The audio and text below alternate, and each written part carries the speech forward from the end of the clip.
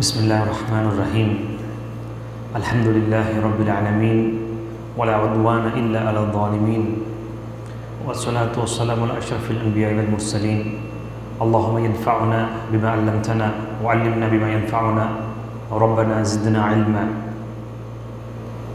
اللهم بارك لنا في شعبان وبلغنا رمضان الحمد لله الله سبحانه وتعالى ما بيرمو على الكلي மிகப்பெரிய ஒரு கிருபை அல்லாஹ் சுப்ஹானஹு வ தஆலா நம்மை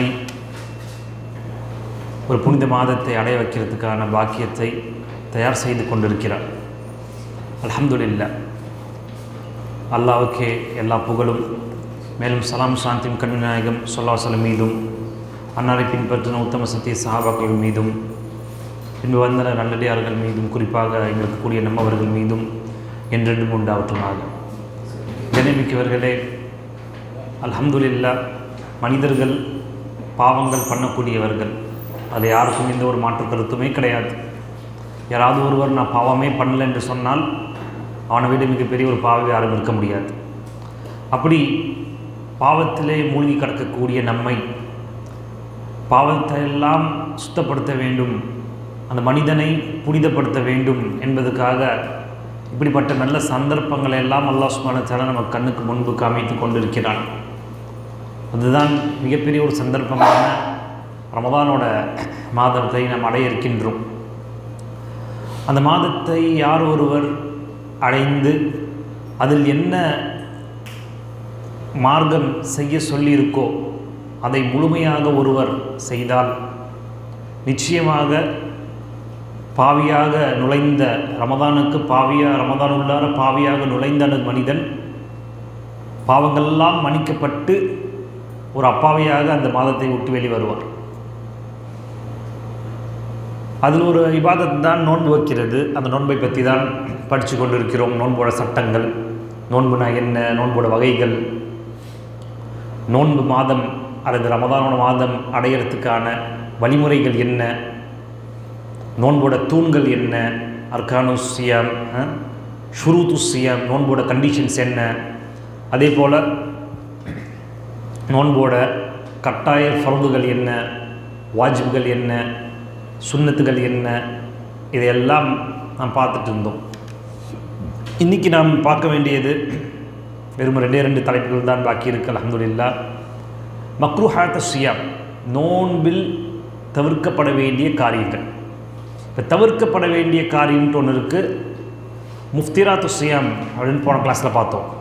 நோன்பை முறிக்கின்ற காரியம் அப்படின்னு ஒன்று இருக்குது. நோன்பை முறிக்கின்ற காரியத்தை பொறுத்த வரைக்கும் தலைப்பிலே இருக்குது. அதை செய்தால் நோன்பு முறிஞ்சுவிடும். அதை நாம் போன கிளாஸில் பார்த்தோம். இப்போ மக்ரூஹாத், நோன்பில் வெறுக்கப்பட்ட செயல்கள், அதாவது இந்த செயல்கள்லாம் செய்யாமல் இருந்தால் ரொம்ப நல்லது. இது ஒரு ஆங்கிள். இன்னொரு ஆங்கிள் என்ன, இந்த காரியத்தை செய்தால், அதாவது இந்த மக்ரூஹாத்தை செய்தால் அது முஹர்ரமாத், ஹராமான விஷயங்களுக்கு போய் விட்டுவிடும். விட்டுருச்சுன்னா என்ன ஆயிரும், நோன்பு பாத்திலாக போயிடும், நோன்பு முறிஞ்சுவிடும் என்பதுக்கான ஒரு ப்ரிகாஷன்ஸ் அப்படின்னு கூட நம்ம சொல்லலாம். மக்ரூஹா தான். அதில் முதல் விஷயம் அல் முபாலகா ஃபி மதுமவா, அதாவது ஒது செய்கிறப்ப வாய் கொப்பளிக்கிறது, மூக்கில் தண்ணி ஓட்டுறோம். இது ரெண்டையும் முபாலகானாக்கா அதிகப்படியாக பண்ணுறது, ரொம்ப ஓவராக பண்ணுறது. நார்மல் டைம்லேயே முபாலகா பண்ணக்கூடாது, அதிகப்படியாக எதையும் பண்ணக்கூடாது. அதை மீறி நார்மல் டைமில் ஒருத்தர் அதிகப்படியாக பண்ணால், அதிகப்படியாக பண்ணினால் என்ன நடக்கும், மிஞ்சி போனால் தண்ணீர் உள்ளே போகும். அது ஒரு பெரிய விஷயம் கிடையாது, லாபாஸ். ஆனால் நோன்போட காலத்தில் ஒருவர் அதிகப்படியான இந்த விஷயத்தை பண்ணால் தண்ணீர் உள்ளே போயிடுச்சுனாக்கா நோன்பு முடிஞ்சிடலாம். அது மக்ரூஹாத். அவர் நியத்தோட நான் கொஞ்சம் அதிகப்படித்தனமாக பண்ணுறேன், ஒரு சொட்டு அல்லது ஒரு சின்ன மடக்குள்ளே போகுமே, அது மூலமே நான் தொண்டை நினச்சிக்கிறேங்கிற நியத்தை வச்சுட்டாருனாக்க நோன்பு முடிஞ்சிடும். தெரியாமல் நடந்துருச்சு அப்படின்னா இன்ஷா அல்லாஹ் நோன்பு முடியாது. அதனால தான் இது மக்ரூஹ். அந்த முறிக்கக்கூடிய அந்த ஸ்டேஜுக்கு போயிடக்கூடாது. ஸோ அதுக்கு என்ன பண்ணணும், அதிகப்படியான இந்த வாய் கொப்பளிக்கிறதோ அல்ல மூக்கு உள்ளார தண்ணி விடுறதோ அது தவிர்க்க வேண்டும், அதை தவிர்க்க வேண்டும். நார்மல் டைமில் பிரச்சனை இல்லை, நார்மல் டைமில் அது பிரச்சனை இல்லை. இது ரசூல் ஸல்லல்லாஹு அலைஹி வஸல்லம் இந்த ஹதீஸை சொல்லியிருக்கிறாங்க. ஒபாலிகு ஃபில் இஸ்தின்ஷாக் இல்லை அன் தகூன சாயிமன், நோன்போட நாட்களை தவிர, நோன்பு வச்சிருக்கக்கூடிய நேரத்தை தவிர பாக்கி நேரத்துங்களில் நீங்கள் நல்ல முறையில் என்ன மூக்கில் தண்ணி விட்டு ஒரு செய்யுங்கள் அல்லது வாயை கொப்பளிங்கள் அப்படின்ட்டு ரசூல் சொல்கிறதை பார்க்குறோம். அடுத்து இரண்டாவது விஷயம் அல் குபுலத லிமன் தஹர்ரக ஷஹ்வா, மனைவியிடம் முத்தம் கொடுக்கிறது. இப்போ இது பொறுத்த வரைக்கும் சிலர் ஆரோக்கியம் பண்ணலாம், ரசூல் ஸல்லல்லாஹு அலைஹி வஸல்லம் ஆயிஷா நமக்கு முத்தம் கொடுத்துட்டு நோன்போட காலத்தில் தொழுவ போயிருக்கிறாங்க, நாங்கள் ஏன் பண்ணக்கூடாது? தாராளமாக பண்ணலாம். ஆனால் எந்த லிமிட்டில் நிற்கணும்னு தெரியணும். எத்தனையோ பேர் இப்படி தான் ஆரம்பித்து கடைசியில் நோன்பு முடியக்கூடிய கேஸுங்கள்லாம் நிறையா நம்ம பார்க்குறோம். ஒருத்தரால் கண்ட்ரோல் பண்ண முடியாட்டி அவர் மனைவியிடம் செல்லாமல் இருக்கிறது சிறந்தது. இல்லை நான் என்னால் கண்ட்ரோல் பண்ண முடியும், இது ஒரு பாசமான ஒரு முத்தமாக தான் நான் கொடுக்குறேன், எப்படி என் பிள்ளைகளுக்கு கொடுக்குறேனோ அதே போல தான் கொடுக்குறேன்னா பிரச்சனை இல்லை. ஆனால் அந்த பாசத்தோட ஷஹ்வத்தும் கலந்திருந்தால் அது அதோடு நிற்காது, சில நேரங்களில் வரம்பு மீறி போயிடும். அப்போ நோன்பு முறியக்கூடிய சந்தர்ப்பங்களும் அதிகமாக ஏற்படும். அதனால் அதை தவிர்த்துக்கிறது சிறந்தது. அடுத்து இந்த சளி எச்சி இருக்கும், சளி பிடிச்சிக்கிச்சுனாக்கா நம்ம இரும்புறப்ப அந்த சளியோட அந்த எச்சில் இருக்கும், எச்சிலே சளி மிக்ஸ் ஆகிருக்கும், அதை முழுங்குவது மக்ரூஹ். ஒருத்தர் தெரியாமல் முழுங்கிட்டார், பிரச்சனை இல்லை, வந்தால் துப்பணும். பொதுவாகவே அது நார்மலாகவே அது முழுங்கிறது உடம்புக்கு கேடு. ஆனால் எதுவும் நடந்து போச்சு, நோம்புலாம் முடியாது, நோம்பு கண்டினியூ ஆகும் இன்ஷா அல்லாஹ். ஆனால் அப்படி வந்தால் சிறந்தது எது அப்படின்னாக்க அதை வெளியே துப்பி விடுவது தான். நோன்போட நாட்கள் மட்டும் இல்லை, எப்பொழுதுமே அதான் சிறந்தது. நோன்போட நாட்களில் ரொம்ப கேர்ஃபுல்லாக இந்த விஷயத்தில் இருக்கணும். அடுத்து நான்காவது ஒரு மக்ரூஹான காரியம் தூக்க துஆம்லி கைரி ஹாஜா. தூக்கத்தாம்னாக்க உணவை ருசி பார்க்கறது. கைரி ஹாஜா, எந்த தேவையும் இல்லாமல் உணவை ருசித்து பார்க்கறது. இப்போ இந்த விஷயத்தை பொறுத்த வரைக்கும் இப்போ ஒருத்தவங்க ஒரு 100 பேர்த்துக்கு சமைக்கிறாங்க, அந்த சமையல் நல்லா அமைந்தால்தான் நோன்பாளிகள் சாப்பிடுவாங்க. அப்படி இருக்கக்கூடிய ஒரு பட்சத்தில் இவர் உப்பு கரெக்டாக இருக்கா அப்படின்னு பார்க்குறதுக்காக சும்மா எடுத்து நாக்கில் வச்சுட்டு அதை துப்பிடுறதுல தவறு ஒன்றும் கிடையாது. அது நாக்கில் வச்சோடனே அவருக்கு தெரிஞ்சிடும் இது உப்பு இருக்கா உப்பு இல்லையான்ட்டு. உள்ளே முழுங்கினா தான் பிரச்சனை, சரியா? இப்போ நாக்கில் சும்மா ஒரு டேஸ்ட் பண்ணிவிட்டு துப்பி வாய்க்கு பிடிச்சிட்டாருன்னா பிரச்சனை இல்லை. இது யார்? அந்த பர்டிகுலர் அந்த சமையல் செய்யக்கூடியவர். வீட்டில் இருக்க எல்லாரும் வந்து டேஸ்ட் பண்ணி பாருங்கள், நீங்கள் டேஸ்ட் பண்ணி பாருங்கள். இது கைரி ஹாஜா, அவருக்கு தேவையே இல்லாத ஒரு விஷயம். ஒருத்தர் டேஸ்ட் பண்ணாவே போதுமானது. ஆனால் எல்லாருமே வரவங்க போகிறவங்க எல்லாருமே டேஸ்ட் பண்ணி பாருங்கன்னா இது அடுத்த ஒரு லெவலுக்கு போயிட்டு இருக்குது.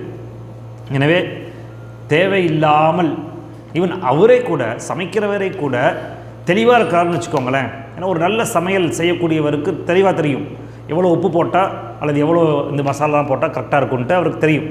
ஒரு அளவு சமையலோட எக்ஸ்பீரியன்ஸில் ஒரு அளவு ஒன்று வச்சுருப்பார். ஸோ அந்த அளவு அவருக்கு தெரியறப்ப அவருமே டேஸ்ட் பண்ணணும்னு அவசியம் கிடையாது. இதெல்லாம் ஒரு எக்ஸப்ஷன் கேசஸ் தான். ஸோ இதுதான் நோன்போட மக்ரூஹாத். மற்றபடி சிலர் சொல்லுவாங்க இன்ஜெக்ஷன் போடுறதை பற்றி பேசுவார்கள். இன்ஜெக்ஷன் போட்டாக்கவே நோன்பு முடிஞ்சு போயிடும். இப்போ இன்ஜெக்ஷன் பொறுத்த வரைக்கும் அது என்ன இன்ஜெக்ஷன் நம்ம பிரிக்கிறதுக்கான அந்த பேசிக் நாலேஜ் நம்மகிட்ட இருக்கணும். சத்துக்காக போடக்கூடிய இன்ஜெக்ஷனா அல்லது ஏதாவது ஒரு நோய் நோயோட நிவாரணத்துக்காக போடக்கூடிய இன்ஜெக்ஷன். உதாரணத்துக்கு வேக்சினேஷன் இருக்குது. வேக்சினேஷன் ஒருத்தர் நோன்பு வைத்து கொண்டு போட்டால் அவரோட நோன்பு முறியாது. அதே நேரத்தில் குளுக்கோஸ் ஏற்றுவாங்க. அதுவும் ஒரு இன்ஜெக்ஷன் மாதிரி தான். ஊசி போட்டுட்டு நம்ம வாயில் எதுவுமே போகாது, உடம்பு உள்ளார தான் போகும். அந்த குளுக்கோஸ் ஏற்றுனா நோன்பு முடிஞ்சு போயிடும். ஏன்னா அந்த குளுக்கோஸ் எதுக்கு ஏற்றுறாங்க? ஒரு எனர்ஜி கிடைக்கிறதுக்காக. ஸோ அந்த மாதிரி எனர்ஜி கிடைக்கிறதுக்காக போடக்கூடிய ஊசிகள் அல்லது வெளியிலிருந்து உள்ளே போகக்கூடிய எந்த வழியிலேருந்து வெளியே போனாலும் சரி, நரம்பு வழியாக இருந்தாலும் வெளியே போனாலும் சரி, எதுலேருந்து வெளியே போனாலும் சரி, அல்லது இங்கே போடுற இன்ஜெக்ஷனாக இருக்கட்டும், இல்லை இடுப்பில் போடுற இன்ஜெக்ஷனாக எதாக இருந்தாலும் கூடாது. மற்றபடி ட்ரீட்மெண்ட்டுக்காக ஒருத்தர் காய்ச்சலுக்கு போயிருக்கிறாரு, காய்ச்சலுக்கான அந்த இன்ஜெக்ஷன் அப்படின்னா அதெல்லாம் அது பிரச்சனை கிடையாது. இந்த விஷயத்தில் நம்மளுக்கு அதை பிரிக்கிறதுக்கான கல்வி நம்மளிடம் இருக்கணும். அடுத்து முக்கியமான ஒரு சுன்னத். இந்த நம்ம நோன்போட காலத்தில் சுன்னத்துகள்ன்ட்டு போன கிளாஸில் பேசணும் பார்த்தீங்களா, அதை நம்ம பேசலை. அப்போ ஏன் அப்படின்னாக்க அது தனியாகவே பேசப்பட வேண்டிய ஒரு சுன்னத்து. என்னது அது? என்னத்தை மிஸ் பண்ணோம் போன கிளாஸில்? அதான் இப்போ தனியாகவே தலைப்பாகவே ஃபிக்கு புத்தகத்தில் வரும்.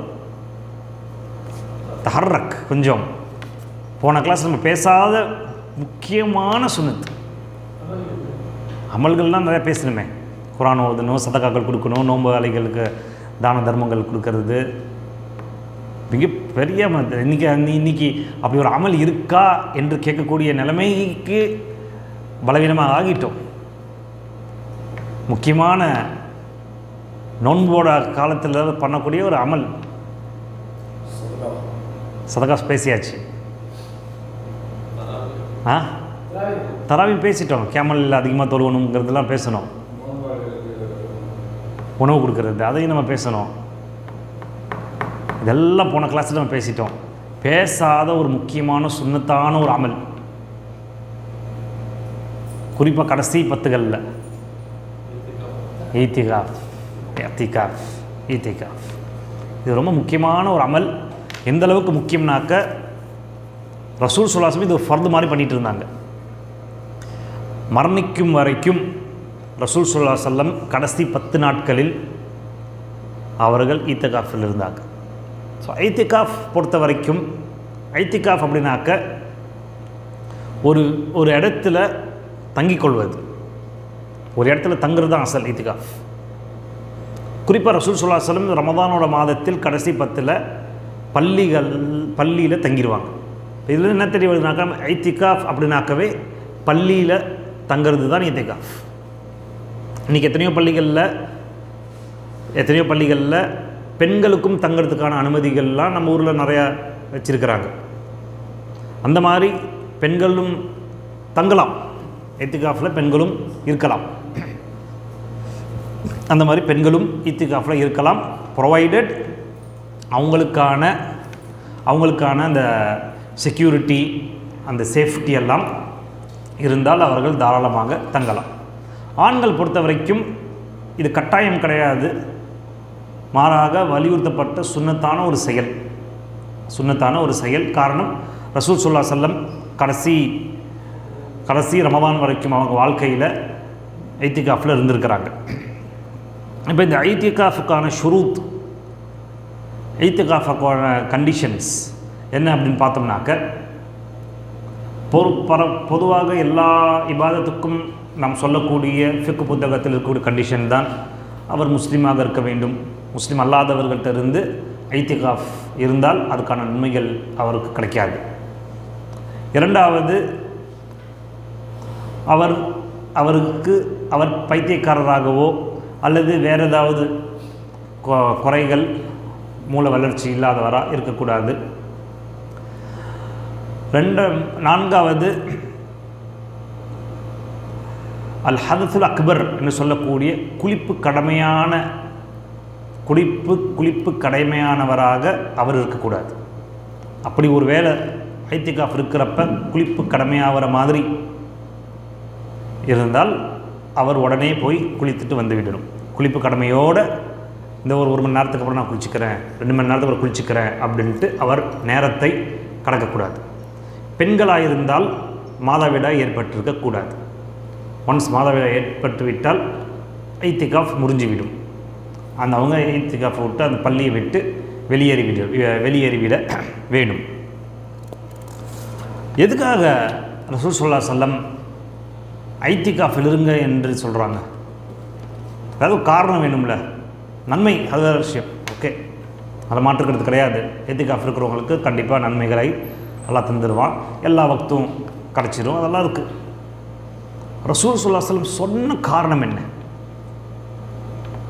எதுக்காக ஐத்திகாஃப் இருக்க சொல்கிறாங்க? காரணம் லைலத்துல் கத்ரை அடைந்து கொள்ள வேண்டும். ஒரே ஒரு காரணம் தான். மற்றபடி நான் தொழுவேன், 5 வேளை ஜமாத்தோட தொழுவேன், முதல் தக்பீரோட தொழுகிறது எல்லாம் ஓகே, எல்லாம் ஓகே. ஆனால் மெயின் ரீசன் லைலத்துல் கத்ரை அடைந்து கொள்ள வேண்டும். ரசூல் சுவாசம் என்ன சொல்லிட்டாங்க லைலத்துல் கத்ரை பற்றி? 27ஆம் கிழமைன்னு சொல்லலை, நோன்போட கடைசி 10 நாட்களில், குறிப்பாக ஒத்தப்படை இரவுகளில் லைலத்துல் கத்ரை தேடிக்கொள்ளுங்கள் தான் சொன்னாங்க. தேடிக்கொள்ளணும்னு அர்த்தம், அது 10 நாளுமே நம்ம இரவில் லைலத்துல் கத்ரை தேடிக்கிட்டு இருக்கணும். தேடிக்கணும்னா என்ன? அமல்கள் செய்யணும். 10 நாளில் ஏதோ ஒரு நாள் லைலத்துல் கத்ராக இருந்தால் அதோட பலனை நாம் பெற்றுக்கொள்வோம். ஐத்திகாஃப் இருக்கக்கூடிய நோக்கம் என்ன? நான் வெளியே இருந்தால் ஒருவேளை பிஸியாக இருப்போம், அல்லது பள்ளிக்கு வர்றது முன்ன பின்ன தாமதமாகலாம், அல்லது தூங்கிடலாம். அப்படி இருக்கிறப்ப அந்த லைலத்துல் கத்ர் மிஸ் ஆகிறதுக்கு வாய்ப்பு இருக்குது. ஆனால் ஒரு பள்ளியில் தங்கிட்டார் கடைசி 10 நாளில் அப்படின்னாக்க லைலத்துல் கத்ர் மிஸ் ஆகிறதுக்கான வாய்ப்பே கிடையாது. அதனால தான் ஐத்திகாஃபோட ஹிக்மத்து தான். ஐத்திகாஃபில் செய்யக்கூடாத விஷயங்கள் அப்படின்னு பார்த்தால் உலக விஷயங்களை பேசக்கூடாது. அதே போல் ஒருத்தர் ஐத்திகாஃபோட நியத்தில் உள்ளே வந்து விட்டால் அவர் காரணம் இல்லாமல் பள்ளியை விட்டு வெளியே போனாகவே அவரோட அந்த ஐத்திகாஃப் நியத்து முறிஞ்சிவிடும். காரணத்துக்காக போகிறார், ஒரு தேவை இருக்குது, வீட்டுக்கு போகணுங்கிற ஒரு தேவை இருக்குது, இவர் போனால் தான் அந்த வேலைகள் நடக்கும் அப்படிங்கிற மாதிரியான தேவைகள் இருந்தால் அவர் தாராளமாக அந்த போயிட்டு அந்த தேவையை முடிச்சுட்டு திருப்பி வந்துடணும். அல்லது இவருக்கு சாப்பாடு இல்லை, வெளியே தான் போய் சாப்பிடணும், வெளியே கடை இருக்குது, அது பஸ் ஸ்டாண்டில் இருக்குது, கொஞ்சம் வெளியே கடையில் தான் சஹர் சாப்பாடு சாப்பிடணும், அல்லது வேறு ஏதாவது சாப்பாடு சாப்பிடணும், போகிறதுல தவறு கிடையாது. அந்த வேலையை எவ்வளோ சீக்கிரம் முடிக்க முடியுமோ அவ்வளோ சீக்கிரம் முடிச்சுட்டு அவர் வந்துடணும்.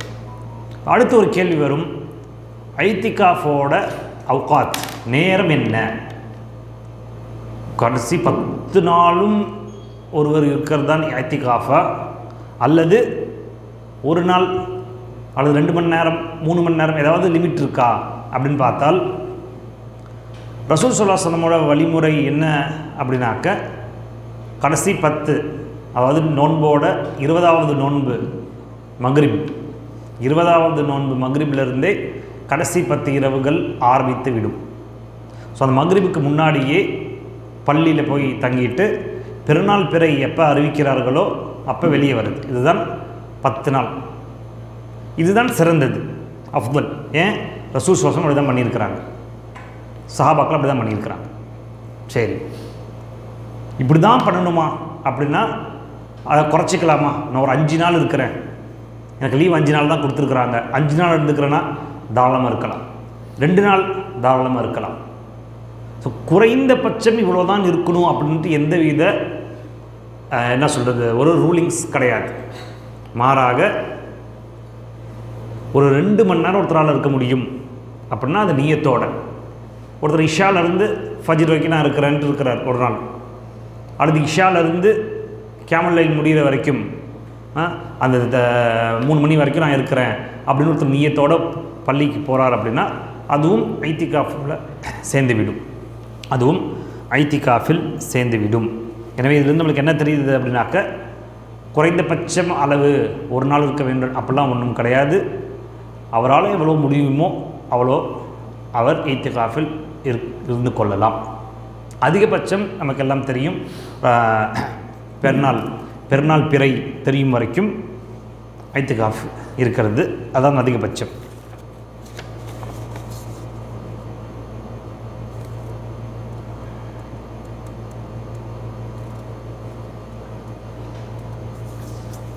இத்திகாஃபோட நோக்கம் அல்லாஹ் சுப்ஹானஹு வ தஆலாவுக்காக நான் முற்றிலும் அர்ப்பணிக்கிறேன். அதான் விஷயம். உலகத்தெல்லாம் தூக்கி போட்டுட்டு மனைவி, மக்கள், நான் பார்த்துட்டு இருக்கக்கூடிய பிஸ்னஸ், என்னோடய தொடர்புகள். இன்றைக்கி பெரிய பிரச்சனைனாக்கா இத்திகாஃப்ன்ட்டு வந்துடுறாங்க எல்லாம். நிறைய நம்ம பார்க்குறோம். இத்திகாஃப்னு வந்துட்டு ஃபோன், ஃபேஸ்புக்கு, இன்ஸ்டாகிராமு, அதாவது இன்றைக்கி எதுக்கு இத்திகாஃப் இருக்குங்கிற அந்த பர்பஸே தெரியாமல் போயிடுச்சு. இத்திகாஃபோட நோக்கம் நீங்கள் தனிமையாக உட்கார்ந்து அல்லாவை நினைக்க வேண்டும், அல்லாவுக்காக நேரத்தை ஒதுக்கி சுய பரிசோதனை பண்ண வேண்டும். அதான ரமதான். லஅல்லக்கும் தத்தகூன் குதிப அலைக்குமுஸ் ஸியாம் கமா குதிப அல்லதீன மின் கப்லிக்கும் லஅல்லக்கும் தத்தகூன். நீங்கள் இறையச்சைவாதியாக ஆகிறதுக்காக அல்லாஹ் சுப்ஹானஹு வ தஆலா இந்த நோன்பை நமக்கு கடமையாக்கி இருக்கிறார். ஸோ எப்படி இறையச்சை வரும்? ரொட்டீனாக நான் என்ன பண்ணிகிட்டு இருக்கனோ அதை என்ன பண்ணுறேன். ரமதான் வந்தோடனே என்ன ரொட்டீனாக பண்ணுறது? வெறும் என்ன டிஃப்ரென்ஸ்? சாப்பிட்றது மட்டும் கிடையாது, தண்ணி குடிக்கிறது மட்டும் கிடையாது, பாக்கி எல்லாமே அதே தான் அப்படின்னாக்க அந்த தக்குவா எங்கே வரும்? லஅல்லக்கும் தத்தகூனோட அர்த்தம் என்ன? பசியை உணரலாம், தாகத்தை உணரலாம், அவ்வளோதான். தக்குவாவை உணர்ந்தமா? எத்தனை ரமதானை நம்ம கடந்து வந்திருப்போம். ரமதானுக்கு முன்னாடி நான் இப்படி இருந்தேன், அந்த ரமதான் என்னை பயிற்சிப்படுத்துறது, அது ஒரு பயிற்சி சாலை. எனக்கு அந்த ரமதான் இவ்வளோ பயிற்சி கொடுத்தது. ரமதானை விட்டு வெளியே வரப்ப குறைந்தபட்சம் ஒரு 2 மாதமாவது அந்த அந்த அந்த ஜோஷ், அந்த அந்த அந்த பவர் எனக்கு இருந்துச்சு. இந்த ரமதானில் நான் கற்றுக்கிட்ட அந்த பயிற்சியை நான் குறைந்தபட்சம் 2 மாதத்துக்காக தான் கடைப்பிடிச்சேன் அப்படின்னு சொல்லக்கூடியவர் நம்ம எத்தனை பேர் இருக்கிறோம்? அப்படி இல்லை அப்படின்னாக்க பிரச்சனை எங்கே? ரமதானில் பிரச்சனையா இல்லை என்கிட்ட பிரச்சனையா? நிச்சயம் என்கிட்ட தான் பிரச்சனை. அதுக்கான பெஸ்ட் சான்ஸ் இந்த ரமதானில் தனிமையில் உட்கார்றது. பொதுவாகவே தனிமைங்கிறது நல்ல விஷயம். நம்மளை பரிசோதனை பண்ணுறதுக்கு, நம்மளை பற்றி யோசிக்கிறதுக்கு, நம்ம கடந்து வந்த பாதைகளை பற்றி யோசிக்கிறதுக்கு. வஜதக ضالًا فهدى, உங்களை, அதாவது நம்மை அல்லாஹ் வழிகேட்டில் கண்டான். வஜதக ضالًا فهدى, பின்பு அவன் உங்களுக்கு நேர்வழியை கொடுத்தான். அப்படி தானே? நம்ம எல்லாம் வழிகேட்டில் இருந்தோம், எல்லாமே வழிகேட்டில் இருந்தோம். அல்லாஹ்வா பார்த்து நம்மளுக்கு நேர்வழி காமித்தான். சரி, நேர்வழியை காமித்த அல்லாஹ், நம்ம இப்போ நேர்வழியில் இருக்கிறோம். இன்ஷா அல்லாஹ் நேர்வழியில் இருந்துக்கிட்டு வழிகேட்டுக்கு போகிறதுக்கு ரொம்ப நேரம் ஆகுமா? சரி, வழிகேடுனாக்கா தர்காவில் போய் சஜிதா பண்ணுறதும் அல்லாவை தவிர மற்றவங்களுக்கு கையேந்துறது மட்டும் தான் வழிகேடா? எவ்வளவோ வழிகேடு இருக்கே. மார்க்க ரீதியாக வழிகேடு இருக்குது, உலக ரீதியான வழிகேட்டு பாதையில் போடுறதுக்கு இருக்குது, குடும்ப ரீதியாக வழிகேட்டில் போடுறதுக்கு நிறைய பாதைகள் இருக்குது, பிள்ளைகள் வளர்ப்பு ரீதியாக வழிகேட்டில் போகிறதுக்கு சொசைட்டி எவ்வளோ வழிகேடுகள் இருக்குது. அப்படி இருக்கிறப்ப தனிமையில் உட்காரக்கூடிய நோக்கம், ஐத்திகாஃபில் தனிமையில் உட்கார்ந்துருப்பார், தன்னை பற்றி பரிசோதனை பண்ணுவார். என்கிட்ட மாற்ற வேண்டிய விஷயங்கள் இவ்வளோ இருக்குது, என்கிட்ட இவ்வளோ பாவங்கள் இருக்குது, இந்த பாவத்தை விட்டு நான் எப்படி வர வேண்டும் என்று யோசிப்பார். யோசித்துட்டு பாவங்கள்லாம் மன்னிக்கப்பட்டவனாக அந்த பள்ளியை விட்டு வெளியே வருவார். இதுதான் நோக்கம். அங்கே போய் ஃபோன் எடுத்துகிட்டு போயிட்டு எதுக்காக தனியாக வந்தோம்? இன்றைக்கி எல்லாருமே தனிமையில் தான் இருக்கிறோம். இன்றைக்கி பொதுவாகவே ஃபோன் வந்ததுக்கப்புறம் எல்லாருமே தனிமையில் தான் இருக்கிறோம். யோசிச்சு பாருங்கள், ஃபோனை தூக்கிட்டு உரங்க போயிடுறது. வீட்டில் நம்ம வீட்டோட நிலைமையை எடுத்துக்கோமே. 4 பிள்ளைங்க இருக்குது அப்படின்னாக்கா 4 பிள்ளைங்களுக்கு 4 ஃபோனு, 4 பிள்ளைங்க 4 இடத்துல போய் தனித்தனியாக உட்காந்துக்கும். கடைக்கு போய் பாருங்கள், சாப்பிட்ற கடைக்கெல்லாம் சாப்பிட போவாங்க. டேபிளில் 4-5 பேர் உட்காந்துருப்பாங்க, எல்லாம் ஃபோனு, 4 பேரும். என்ன, எதுக்காக கடைக்கு வந்தோம்? எதுக்காக இந்த கெட் டுகெதர்? ஸோ அந்த பர்பஸே போச்சே. இதுக்கு அவ்வளோ போய் விட்டுருக்கான்ட்டு எந்த டிஸ்டர்பன்ஸும் இல்லை. வீட்டில் உட்காந்தாவது 4 பேர் கேட்பாங்க, எப்போ ஃபோன்லேயே இது கையில் உட்காந்துருக்கன்ட்டு. இதுக்கு அவ்வளோ போய் உட்காந்துட்டா யாராவது கேட்கறவங்க இருப்பாங்களா? வெளியே நான் இதுக்கப்புறம் உட்காந்துருக்குன்னு பேர். ஆனால் அங்கே போனால் இன்றைக்கி நம்ம சமுதாயத்தில் நடக்கக்கூடிய மிகப்பெரிய பிரச்சனை, ரசூல் ஸல்லல்லாஹு அலைஹி வஸல்லம் சஹாபாக்கள் மற்ற இமாம்கள் எல்லாம் ரமதானோட இரவுக்கு நீங்கள் உயிர் கொடுங்கன்னு சொல்கிறாங்க. அப்படின்னா என்ன அர்த்தம்? இரவில் முழிச்சு இபாதத்தை வழங்குங்கன்ட்டு. ஆனால் இன்றைக்கி நாமும் இரவில் முழிச்சிருக்கிறோம். ஆனால் இபாதத்துக்காக முழிச்சிருக்கிறோமா, இல்லை வீண் வெட்டி பேச்சுகளுக்காகவும் ஊர் சுத்தறதுக்காகவும் முழிச்சிருக்குமா அப்படின்ட்டு நம்ம கேட்டுக்கணும். 27ஆம் கிழமை போலீஸுக்கெலாம் நம்ம ஊரில் தூக்கம் இருக்காது. 27ஆம் கிழமை நைட்டு காரணம் என்னவாக்க இந்த பசங்க பைக்கில் சுற்றுறது எல்லா ஊர்லேயும். ஒரு அப்படிலாம் கிடையாது. விடிய வாலிபால் ஏதாவது ஒரு கேம் விளையாடுறது, கேரம் போர்டு, விடிய ரமதான் வந்துருச்சுனாக்கவே இந்த பசங்களுக்கெல்லாம் ஜாலி. ஏன்டா ஜாலினாக்க விடிய விளையாண்டுட்டு அவன் ஒரு லிஸ்ட் வச்சுருப்பான், எந்த பள்ளியில் என்ன சாப்பாடு, அந்த பள்ளியை சூஸ் பண்ணி அங்கே போய் சாப்பிட்டுட்டு ஃபஜ்ரை கூட தொழுவாமல் இன்றைக்கி எத்தனை நம் பிள்ளைகள் இருக்கிறாங்க தெரியுங்களா? ரமதானோட காலத்தில் வீட்டில் நினச்சிட்டு இருப்பாங்க, மாஷா அல்லாஹ் என் பையன் வந்து சஹர் சாப்பாடை பள்ளியில் சாப்பிட்டுட்டு தொழுதுட்டு வருவான்ட்டு. கடைசியில் நாள் ஃபுல்லாக தூங்குறது. இதுவா பர்பஸ்? நம்ம எப்படி கண்காணிக்கிறோம் அந்த பிள்ளைங்களை? யோசிச்சு பாருங்கள். அல்லாஹ் பாதுகாக்க வேண்டும் இப்படிப்பட்ட ஒரு நிலைமையிலிருந்து. இன்னும் ரொம்ப மோசமாக தான் போயிட்டு இருக்கு. நல்லா பாதுகாக்க வேண்டும். ஹைர், அல்ஹம்துலில்லாஹ். இன்னொரு மெயின் பர்பஸ் இந்த ரமதான் அப்படின்னு வந்தாக்கவே நமக்கு நினைவுக்கு வர வேண்டிய முக்கியமான ஒரு விஷயம் அத்துஆ. காரணம் என்னென்னா, ரமதானோட ஆயத்தை நீங்கள் சூரத்துல் பக்ரால எடுத்து பார்த்தீங்கன்னாவே தெரியும். ரமதான் பற்றி அல்லாஹ் சொல்லியிருப்பான், யா அய்யுஹல்லதீன ஆமனூ குத்திப அலைக்குமுஸ் ஸியாம்னு சொல்லியிருப்பான் இல்லையா? ஒரு 2-3 ஆயத்து. அப்புறம் ஷஹ்ரு ரமதான் அல்லதீ உன்ஸில ஃபீஹில் குர்ஆன். அப்புறம் கடைசியில் முடிக்கிறப்ப வஹில்ல லக்கும் லைலத்துஸ் ஸியாமி ரஃபத்து இலா நிசாஇக்கும், அது ஒரு 4-5 ஆயத்து வரும். இந்த 2 ஆயத்துக்கும் நடுவில் ஒரு ஆயத்து இருக்கும். அது யாருக்கு தெரியும்? என்ன ஆயத்து அது? தலைப்பு என்ன அந்த ஆயத்தோட தலைப்பு? துஆ. وَإِذَا سَأَلَكَ عِبَادِي عَنِّي فَإِنِّي قَرِيبٌ أُجِيبُ دَعْوَةَ الدَّاعِ إِذَا دَعَانِ. 2 பக்கமும் பாருங்களேன். 2 மேலையும் நோன்பு பற்றியான ஆயத்துகள், கீழையும் நோன்பு பற்றியான ஆயத்துகள், நடுவில் துஆவை பற்றி. என்னோட அடியான் என்னை பற்றி கேட்டால் நான் மிக நெருக்கத்தில் இருக்கிறேன் என்று சொல்லுங்கள். இதா தான் ஃபல்யஸ்தஜீபூ லீ வல்யுமினூ பி லஅல்லஹும் யர்ஷுதூன். என்னிடம் கையேந்தினால் உடனடியாக அவனோட தேவையை பூர்த்தி செய்கிறேன். இப்போ அல்லாஹ் என்ன சொல்ல வரான் நம்மள்கிட்ட? நோன்போட மாதம், பிரத்யேகமாக துஆவோட மாதம். சாண்ட்விச் சாப்பிட்ருக்கோமா? மேலே 2 ப்ரெட்டு, இங்கே ஒரு ப்ரெட்டு, இங்கே ஒரு ப்ரெட்டு, நடுவில் க்ரீம் ஏதாவது ஒன்று வைப்பாங்க. அந்த க்ரீம் தானே விஷயம். க்ரீம் இல்லைன்னா சாண்ட்விச் ஏதாவது சாப்பிடுவோமா? நிறைய பேர் அந்த பிஸ்கட் எடுத்து போட்டுட்டு க்ரீம் மட்டும் நக்கிறவங்களாம் இருந்திருக்கிறோம் இல்லையா? இப்போ அந்த க்ரீமால் தான் இந்த துஆ. ரமதான் மாதம் நமக்கு கொடுத்ததுக்கு காரணமே துஆ. சரி, துஆனா நம்ம என்ன விலகி வச்சுருக்கிறோம்? ஏதோ இமாம் குனூத்தில் கேட்பார், ஆமீன் போட்டுடலாம். அடுத்து ஏதோ நம்மளுக்கு தெரிஞ்சது, எனக்கு அது வேணும், இது வேணும், இது வேணும், இது வேணும். நம்ம அல்லாவை எப்படி வச்சுருக்கிறோம், அல்லாவை எந்த லெவலில் வச்சுருக்கிறோம்ன்ற நம்ம துஆவை பார்த்தா தெரிஞ்சிடும். ரொம்பலாம் பரிசுத்தம் பண்ண தேவை. நாம் எப்படி அல்லாவிடம் பேசுகிறோங்கிற அந்த விஷயத்தை நாம் பரிசோதனை பண்ணாக்கவே நாம் எந்த லெவலை அல்லாவை நம் உள்ளத்தில் வைத்திருக்கிறோம், அல்லாவை பற்றி புரிதல் என்ன நமக்கு இருக்குது என்பது நாம் கேட்கக்கூடிய துஆலிலிருந்து மற்றவங்களாம் வேற, நம்மளே நமக்கு ஜட்ஜ். அல்லாஹ் துஆ கேட்க வேண்டும்ட்டு எதிர்பார்க்குறான். வகால ரப்புக்கும் உதுஊனி அஸ்தஜிப் லக்கும். உங்கள் ரப் உங்களிடம் சொல்கிறார், அதுஊனி, என்னிடம் கேளுங்க, அஸ்தஜிப் லக்கும், நான் அதுக்கான பதிலை கொடுக்கிறேன்.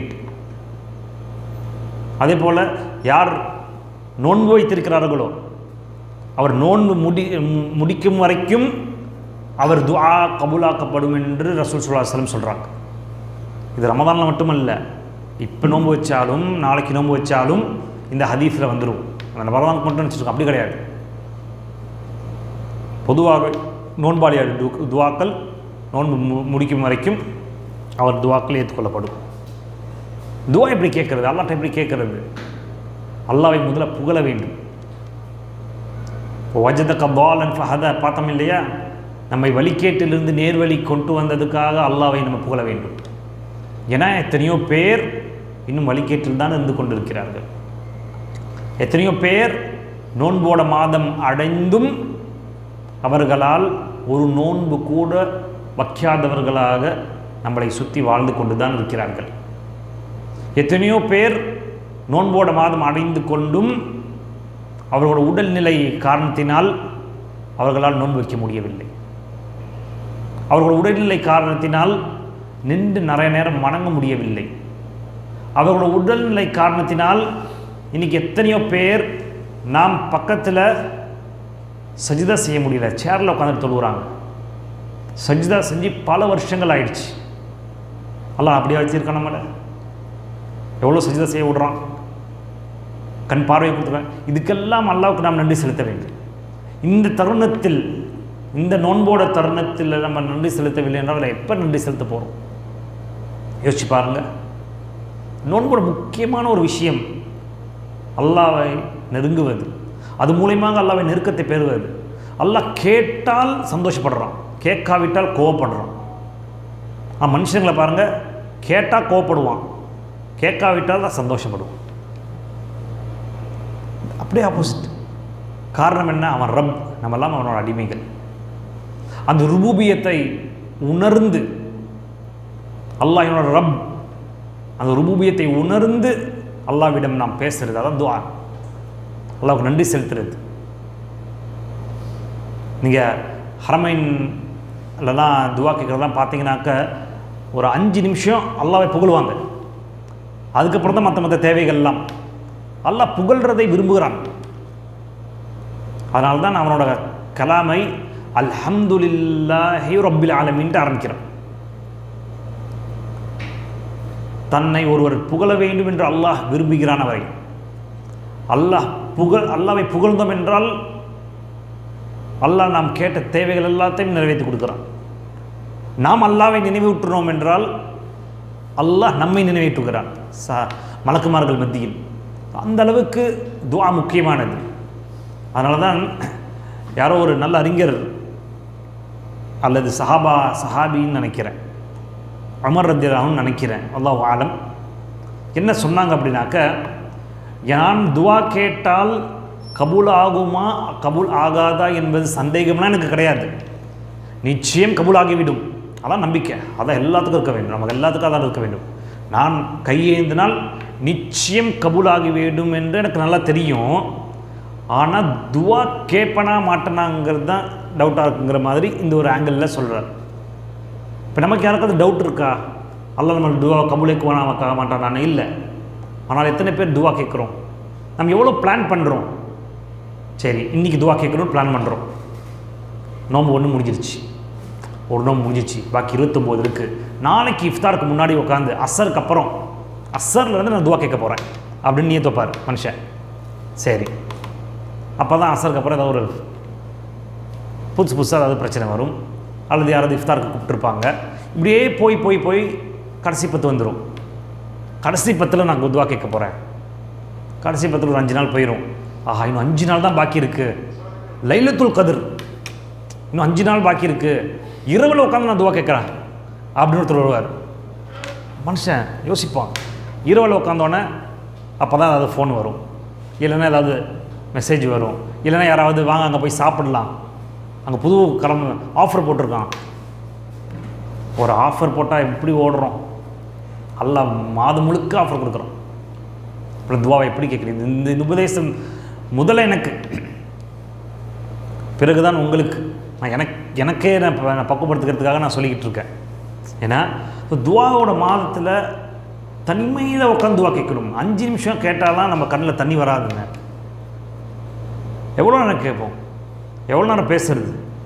நம்மளுக்கு பிடிச்சவங்கள்ட்ட எவ்வளோ நேரம் ஸ்பெண்ட் பண்ணணும்னு நினைக்கிறோம், லிமிட்டே இல்லாமல் நேரத்தை ஒதுக்க வேண்டும் என்று நினைக்கிறோம்.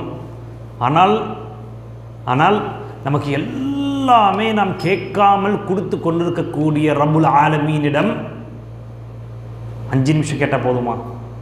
5 நிமிஷம் பத்தாதே. கேட்கறது மட்டுமல்ல இங்கே விஷயம், கொடுத்ததுக்கு நன்றி செலுத்தணுமே. அதனால் முதல்ல புகழ வேண்டும். சில புத்தகங்கள்லாம் இருக்குது, அழகான துவாக்கள் அரபியில் இருக்கும், அதை அப்படியே தமிழில் மொழிபெயர்த்திருப்பாங்க. அரபியிலையும் படிக்கணும், தமிழில் படித்தாக்க தான் நமக்கு புரியும். அல்ஹம்துலில்லாஹி ரப்பில் ஆலமீன் அது ஒரு வார்த்தை. எல்லா புகழும் அல்லாஹ் ஒருவனுக்கே, அது ஒரு எமோஷன். ஏன்னா நம்ம புரியுது என்ன பேசுகிறவங்க நமக்கு புரியுது. ஸோ அரபியிலையும் படிக்கணும். அல்ல அரபியில் புரியலையா, தமிழில் படிக்கணும். நமக்கு புரிஞ்ச மொழியில் அல்லாவை அழைக்க வேண்டும், அல்லாவுக்கு நன்றி செலுத்த வேண்டும், அல்லாவுக்கு புகழ் பாட வேண்டும். அப்புறம் அடுத்த ரசூல் ஸல்லல்லாஹு அலைஹி வஸல்லம் மீது ஸலவாத்தை ஓத வேண்டும். ரசூல் ஸல்லல்லாஹு அலைஹி வஸல்லம் மீது எந்த அளவுக்கு ஒருவர் ஸலவாத்தை ஓதுகிறாரோ அந்த அளவுக்கு அவரோட துஆக்கள் கபூலாகும். எந்த அளவுக்கு ஒரு சஹாபி வந்து கேட்குற ரசூல் ஸல்லல்லாஹு அலைஹி வஸல்லம், யா ரசூலுல்லாஹ், என்னோட துஆவில் முக்காவாசி என்னோட தேவைகளை கேட்டுட்டு கால்வாசி உங்கள் மீது ஸலவாத்தை ஓதட்டுமா? ரசூலுல்லாஹ் சொல்கிறாங்க, ஓகே பண்ணுங்க, இன்னும் அதிகரித்தால் நல்லது. அப்புறம் திருப்பி வராரு, பாதி எனக்காக பாதி உங்களுக்காக, ஓகே இன்னும் அதிகரித்தால் நல்லது. திருப்பி வராரு, முக்காவாசி ஸலவாத்து தான், கால்வாசி எனக்காக. ரசூலுல்லாஹ் சொன்னாங்க, ஓகே திருப்பி இன்னும் அதிகப்படுத்தணும் நல்லது. திருப்பி வராரு, என்னோட துவா முழுக்கையும் உங்கள் மீது ஸலவாத்தாக ஓதி முடிக்கிட்டா? ரசூலுல்லாஹ் சொன்னாங்க, இப்போ தான் கரெக்டு. இன்னும் சொல்லப்போனால் அல்லாஹ்வுக்கு நீ உள்ளத்தில் என்ன நினைக்கிறையோ நன்கா தெரியும், கண்டிப்பாக உன்னோட துவா கபூலாகும். ஓ கமாக்கால் இந்த மாதிரி சொல்கிறாங்க. இதில் நம்மளுக்கு என்ன தெரிய வருது, எவ்வளோக்கு எவ்வளோ அதிகமான ஸலவாத்தை ஓதுறோமோ. நாம் நினச்சிருப்போம், ஒரு லிஸ்ட் வச்சுருப்போம் இந்த துவாவெல்லாம் கேட்கணுன்ட்டு. ஆனால் கையேந்திரப்ப நம்மளுக்கு மறதி ஏற்பட்டுரும். அப்புறமேல் நம்ம யோசிப்போம், இந்த துவா கேட்க மறந்துட்டோமேன்னு யோசிப்போம். ஏன்னா ஆனால் ஸலவாத்தை ஓதணும்னாக்க வெறும் ஸலவாத்தை ஓதுனா அது துவாவே போதுமானது. இன்னும் சொல்லப்போனால் யார் ஒருவர் ஒரு ஸலவாத்னா என்ன, தரூத் இப்ராஹிம் அது முழுமையான ஸலவாத். தரூத் இப்ராஹிமில் தெரியும், அத்தஹியாத்தில் கடைசியாக ஓதுறது. குறைந்தபட்சம் என்னது, ஸல்லல்லாஹு அலைஹி வஸல்லம். ஸல்லல்லாஹு அலைஹி வஸல்லம் சொல்கிறதுக்கு எவ்வளோ நேரம் ஆச்சு? இப்போ ஆகலை. 100 தடவை ஸல்லல்லாஹு அலைஹி வஸல்லம் சொல்கிறதுக்கு 5 நிமிஷம் போதுமே. 5 நிமிஷம். ஒருத்தர் 1000 முறை சொன்னால் என்ன சொல்கிறது ஈஸியாக கஷ்டமா? ஈஸி. ஆனால் அதுக்கான பலன் இருக்கு இல்லையா? ஒரு தடவை ஸலவாத் ஓதினால் 10 பாவங்கள் அழிக்கப்படுது. எவ்வளோ பெரிய விஷயம், மாஷா அல்லாஹ். அதோட முடியல, 10 தரஜாத்துகள் உயர்த்தப்படுது. அதோட முடியல, 10 நன்மைகள் எழுதப்படுது. இதுதான் ஒரே ஒரு ஸலவாத்துக்கு. அதோட முடியல, நாளைக்கு கியாமத்து நாளில் சிபார்ஸுக்கு ரசூல் ஸல்லல்லாஹு அலைஹி வஸல்லம் ஷஃபாஅத்துக்கு தகுதியானவர்களாக மாறிவிடுவோம். இப்படி தான் ரசூலோட சிபார்ஸை பெற முடியும். அமல்கள் செஞ்சு தான். ரசூல் ஸல்லல்லாஹு எந்த வழிமுறையில் சிபார்ஸை தேடிக்கொள்ளுங்கள் என்று சொன்னார்களோ அந்த முறையில் தான் ரசூலுல்லாஹ்விடம் சிபார்ஸை தேடிக்கொள்ள முடியும், சிபார்ஸ் கிடைக்கும் நமக்கு. பிதத்தான வழிமுறைகள்லையோ அல்லது ஷிர்கான வழிமுறைகள்லையோ ரசூலுல்லாஹ்ட்ட இருந்தோ அல்லது வேறு எந்த ஒரு அவுலியாட்ட இருந்தும் சிபார்ஸ்லாம் பெற முடியாது. எந்த முறையில் அல்லாஹ்வும் தூதரும் சொல்லி கொடுத்தார்களோ அதுதான் வழிமுறை. இது ஒரே ஒரு ஸலவாத்துக்கு. அப்படின்னா யோசிச்சு பாருங்கள், ஒருவர் 1000 முறை ஸலவாத்தை ஓதுறார். ஒரு வெள்ளிக்கிழமைன்னு வச்சுக்கோங்க, ஏன்னா வெள்ளிக்கிழமையில் அதிகமான ஸலவாத்தை ஓதுங்கள்ட்டு ரசூலுல்லாஹ் சொல்கிறாங்க. நோன்பு வச்சிருக்கிறாரு, ரமதானோட மாதம், வெள்ளிக்கிழமை ஓகே, ஹரம் ஷரீஃப் மாதிரி இடத்துல உட்காந்துருக்கிறாரு. எவ்வளோ சிறப்புகள் பாருங்கள், எவ்வளோ சிறப்புகள், இவ்வளோ சிறப்புகள், எவ்வளோ சிறப்புகள், எவ்வளோ சிறப்புகள். அல்ஹம்துலில்லாஹ், இஸ்லாம் தான் நமக்கு கொடுக்குது. நன்மைகளை கொள்ளடிக்கிறதுக்கான பல வழிகளை இஸ்லாம் நமக்கு சொல்லிக் கொடுக்குது. அதில் ஒரு வழி தான் வரக்கூடிய ரமதானோட மாதம். அதனால் இந்த ரமதானோட மாதத்தில் நாம் நியத்து வைப்போம், இன்னிலிருந்து நியத்து வைப்போம், எப்படியெல்லாம் செலவு பண்ணலாம். கண்டிப்பாக மற்ற விஷயங்களும் நமக்கு இருக்கும், வேலை, போக்குவரத்து, அங்கே போகிறது, இங்கே போகிறது, இஃப்தாருக்கு 4 பேர்த்தோடு சந்திக்கிறது, போகிறது வர்றது எல்லாமே இருக்கும். ஏன்னா நம்ம சமூகத்தோடு வாழ்கிறோம் இல்லையா, நம்ம தனிமையில் வாழல. ஆனால் அந்த நேரத்தை எப்படி உபயோகப்படுத்துறது, அந்த நேரத்தை இஃப்தாரோட நேரத்தில் என்னால் துவா கேட்க முடியலையா, அசருக்கு அப்புறம் கேட்போம், துஹருக்கு அப்புறம் கேட்போம். இவ்வளோக்கு எவ்வளோ அந்த நேரத்தை நாம் உபயோகப்படுத்தி கொள்கிறோமோ அவ்வளோக்கு எவ்வளோ நம்மளுக்கு நாம் புத்திசாலி என்று அர்த்தம். ஏன்னா இந்த ரமதான் போச்சுன்னா அடுத்த ரமதான் கண்டிப்பாக வரும், வராமலாம் கிடையாது. ஆனால் நாம் இருப்போமா? எத்தனை பேர் போன வருஷம் இருந்தவங்க இன்றைக்கி இல்லை, யோசிச்சு பாருங்கள். நம்மளோட தான் நம்ம திறந்தார்கள், நம்மள்கிட்ட பேசுனாங்க, எல்லாம் இருந்தாங்க. வயசு வித்தியாசம் கிடையாது. மலக்கள் மொத்தத்துக்கு வயசுலாம் பெருசல்ல, பொறுப்புகள் பெருசல்ல. இன்றைக்கி பேசக்கூடிய நாம் நாளைக்கு இருப்போமான்னு தெரியாது. அப்படிப்பட்ட ஒரு நிலைமையில தான் வாழ்ந்து கொண்டு இருக்கோம். எதுவுமே கேரண்டி கிடையாது, எதுவுமே கேரண்டி கிடையாது. அதனால் கிடச்சிருக்கக்கூடிய வாய்ப்பை தவற விடாமல் நல்ல முறையில் இது ஒரு பெஸ்ட் ரமதானாக நான் மாற்ற வேண்டும் என்ற ஒரு குறிக்கோளோட, ஒரு எய்மோட நாம் செயல்பட்டோம் என்றால் நியத்து வச்சதுக்கு கூலி கிடச்சிரும். இப்போ நியத்து வைக்கிறோன்னு வச்சுக்கோங்க, என்னோடய ரமதானில், என்னோடய வாழ்க்கையில் இதுதான் பெஸ்ட் ரமதானாக நான் மாற்ற வேண்டும்ன்ட்டு நியத், உண்மையான இஹ்லாஸோட நியத்து வச்சிட்டோன்னா கூலி எல்லாம் எழுதிடுறான். அதை அமல்படுத்தணும்னாக்க, முடிஞ்ச அளவுக்கு முயற்சி பண்ணோம்னாக்க அதுக்கான கூலிகளும் எழுதப்படும். இதுதான் அல்லாஹ்வோட ரஹ்மத். அதே பாவமான காரியத்தை எடுத்துக்கோங்க, பாவமான காரியத்தை செய்ய வேண்டும் என்று நியத்து வைத்தால் பாவமான காரியம் தான் எழுதப்படாது, செய்தால் எழுதப்படும். ஒரு பாவமான காரியம் எழுதப்படும். நன்மையான காரியம் நியத்து வச்சோம் இல்லையா, செய்தால் 10 மடங்காக அல்லாஹ் அந்த நன்மை எழுதி விடுவான். ஆனால் இங்கே செய்தால் ஒரே ஒரு பாவமான காரியம் இருக்கும். சரி, செய்யாவிட்டால் அது நன்மையான காரியமாக எழுதப்படும். எவ்வளோ பெரிய கிருபை பாருங்கள், எவ்வளோ பெரிய கருணை அல்லாஹ் சுப்ஹானஹு வ தஆலா நம் மீது காட்டிக்கொண்டே இருக்கிறான். அப்பேற்பட்ட அல்லாஹ் சுப்ஹானஹு வ தஆலாவை நாம் எப்படி புகழ வேண்டும், எப்படி நன்றி செலுத்த வேண்டும், அல்லாஹ் சுப்ஹானஹு வ தஆலா பிரார்த்தனை செய்கிறோம்.